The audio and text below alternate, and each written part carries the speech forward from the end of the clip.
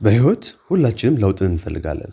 ባለንበት መቅረት አንፈልግም። ሁልጊዜ ወደፊት የሚሄድ ህይወት የሁላችንም መሻት ነው። አንዳንድ ጊዜ ግን በእኛ ምርጫና ውሳኔ ምክንያት በህይወት ወደኋላ የምንቀርበት አጋጣሚ ይፈጠራል። በዚህ ቪዲዮ በህይወት ወደኋላ የሚያስቀሩን 10 ምክንያቶችን እናያለን። ሰብስክራይብ ማድረግ፣ የደወሏ ምልክት መጫን፣ ላይክን ኮመንት ማድረግ እንዳይረሳ። የመጀመሪያው የምትሄድበትን አለማወቅ። በህይወት የምትሄድበትን እንዳለማወቅ ፍጥነትን የሚገድብ ነገር የለም። ግራ የተጋባ ሰው ስትሆን አቅም ሁሉ ይበተናል። እሺና እምቢ የምትለውን አታውቅም። ነገሮችንም ለማድረግ መነሳሳት አይኖርህም። ብዙ ሰዎች በህይወት የሚሄዱበትን ስለማያውቁ በኑሯቸው የሚፈልጉትን አይነት ለውጥ ሳያዩ ይቀራሉ። ፍጥነት መንገድህን ስታውቅ የሚመጣ ነው። በህይወት ወደ ኋላ መቅረት ካልፈለግ የምትሄድበትን መንገድ በጊዜ እወቅ። በህይወት የምትፈልገውን በጊዜ ላይ። ሁለተኛ፣ ለነገህ የማይጠቅም ስራ።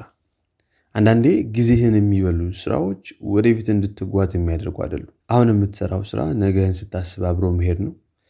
አሁን እያደረክ ያለው እያደገ ለሚቀጥለው የህይወት መንገድህ እያበቃና እያሳደገ የሚሄድ ካልሆነ ለነገህ የማይጠቅም ስራ ነው። ስራ ገንዘብ ብቻ ሳይሆን ነገንም ያገናዘበ መሆን አለበት። ሶስተኛው፣ ዙሪያህ ያሉ ሰዎች። በህይወት ዙሪያህ ካሉ ሰዎች በላይ ልትሆን አትችልም። አንተ መድረስ ከምትፈልግበት ለመድረስ ፍላጎትና መነሳሳት የሌላቸው ሰዎች ዙሪያ አስቀምጠህ ከምትፈልገው ልትደርስ አትችልም። በህይወት የረኩና ከዚህ በላይ የለም ያሉ ሰዎች ዙሪያ ሆነው ወደፊት መጓዝ አትችልም።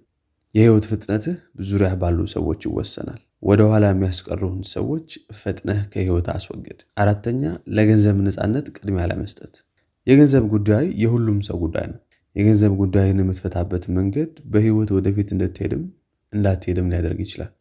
በጊዜ ገንዘብ ላንተ እንዲሰራ አስበህ ካልሰራ እድሜን ሙሉ ለገንዘብ እየሰራ ትኖራለህ። የገንዘብ ጉዳይ በህይወት ወደ ኋላ ከሚጎትቱ ነገሮች አንዱ ነው። የገንዘብ ነፃነት ትልቁ ነፃነት ነው። አይበቃም፣ አይደርስም፣ ትንሽ ነው ከሚል ማማረርና አስተሳሰብ ወጥተህ ወደ መትረፍረፍ ለመግባት ቁጭ ብለህ ልታስብ ይገባል። ከወር እስከ ወር የምታገኛትን ነገር ለማበቃቃት የጣርክና ለሆንከው ነገር ሁሉ ከአንተ ውጭ ያሉትን እየኮነንክ የገንዘብ ነፃነት ልታገኝ አትችልም። የገንዘብ ብልሃትን አሳድግና ነፃነትን አረጋግጥ። አምስተኛ፣ ሁኔታዎችን አምኖ መቀበል።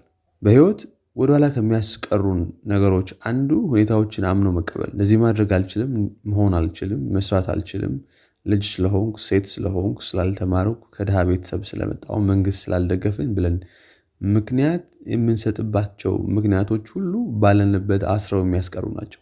በህይወት ተዋጊ ካልሆንክና ያለበትን ለመረበሽ ካልተነሳ ወደፊት መቀጠል አትችልም። ተሸናፊዎች ያሉበትን አምነው የተቀበሉ ሲሆኑ አሸናፊዎች የሚፈልጉትን እንጂ ህይወት የሰጠቻቸውን አይቀበሉም። ስድስተኛ፣ የቀን ህልመኛ መሆን። አንዳንድ ሰዎች የቀን ህልመኛ ናቸው። መሆን መድረስ ፈልጋለሁ ብለው የሚሉት ነገር አላቸው፣ ግን ዋጋ ለመክፈል ፈቃደኛ አይደሉም። እንዲሁ በምኞት ህይወታቸውን ይገፋሉ። የምትፈልገውን ለማየት ልትንቀሳቀስ ያስፈልጋል።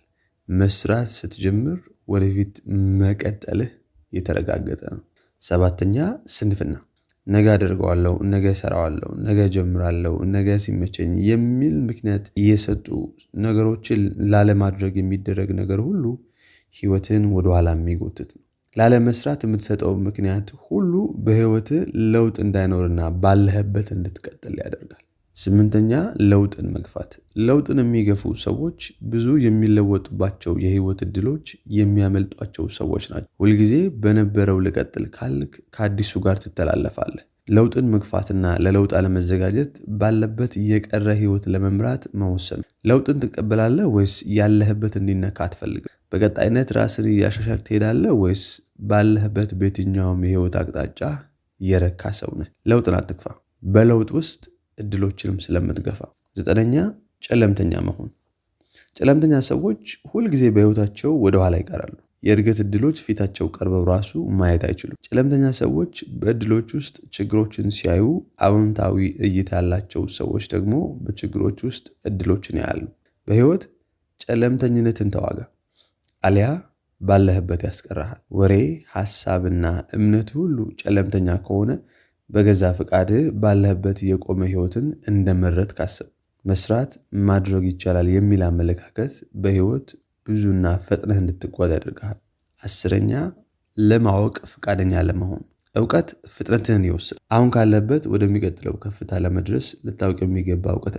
ለመማር ለማወቅ የፈቀደ ልብ ለማደግ የተዘጋጀ ልብ ነው። በህይወትህ በሁሉም አቅጣጫ ባወቅከው ልክ ታድጋለህ። እውቀት ላይ ኢንቨስት አድርግ። ምርጡና አዋጭ ኢንቨስትመንት ራስ ላይ እውቀትን መጨመር። በእውቀት ለማደግ ስትወስን በህይወት ፍጥነት ለመሄድ መወሰን ነው። ምናልባት በህይወት በምትፈልገው ፍጥነት ያልሄድከው ከነዚህ ምክንያቶች የተነሳ ሊሆን ይችላል። በህይወት ወደ ኋላ መቅረትም ሆነ በፍጥነት መሄድ በአንተ ምርጫ ይወሰናል። ትክክለኛ ምርጫ አድርግና ፍጥነትህን የተረጋገጠ አድርግ። አሁን እርምጃ መውሰድ ጀምር። ፕሊዝ ሰብስክራይብ ማድረግ፣ የደወሏ ምልክት መጫንና ላይክ እና ኮሜንት ማድረግ እንዳይረሳ። ቴንክ ዩ